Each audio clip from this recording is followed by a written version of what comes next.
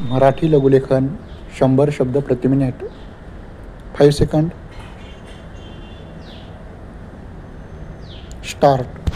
यंदाच्या खरीप हंगामात खरीप पिकाचे नुकसान झालेल्या अल्प व अत्यल्प भूधारक शेतकऱ्यांना रब्बी हंगामातील पिकांचे उत्पादन घेण्यासाठी बियाणे व खते मोफत देऊन मदत करण्याच्या 16,50,00,000 रुपयांच्या योजनेस महाराष्ट्र शासनाने मंजुरी दिली असल्याची घोषणा कृषी मंत्री श्री विजयसिंह मोहिते पाटील यांनी दिनांक 9 ऑक्टोबर 1985 रोजी पुणे येथे केली. परिचय.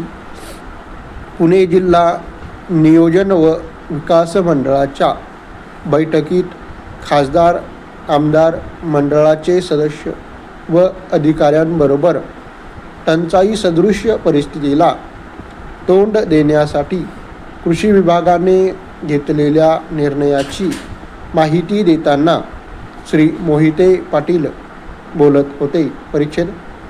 पहिल्या योजनेनुसार विशिष्ट पाकिटातून बियाणे व खते देण्याची तरतूद असून त्यात 1 हेक्टर क्षेत्राला पुरेल अशी रबी ज्वारी, करडई, हरभरा आणि सूर्यफूल यांची बियाणे तसेच युरिया आदी खते पुरविली जातील.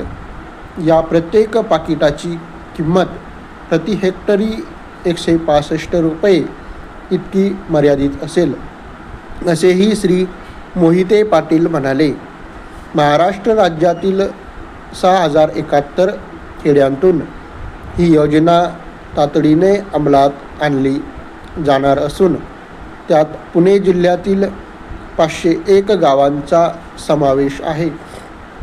या विशेष पाकिटाचे वाटप येत्या 31 डिसेंबर पूर्वी पूर्ण केले जाणार असल्याचेही त्यांनी सांगितले. परिच्छेद. महाराष्ट्रातील पुणे, सोलापूर, अहमदनगर, नाशिक, औरंगाबाद, उस्मानाबाद, लातूर आणि बीड या 8 जिल्ह्यांमध्ये राबवण्यात येणाऱ्या मालदांडी ज्वारीच्या उत्पादनाचा कार्यक्रम मोठ्या प्रमाणावर हाती घेतला असून शासनाने त्यासाठी 52,50,000 रुपयांची तरतूद केली आहे.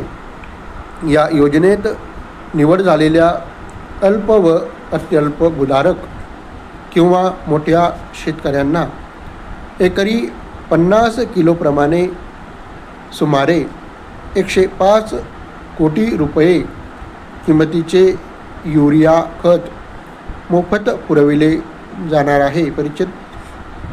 राज्यात एकूण 50,000 शेतकऱ्यांना त्याचा लाभ होणार असून पुणे जिल्ह्यातील मालदांडी ज्वारीचा चारा घेणारे 3,000 शेतकरी आहेत.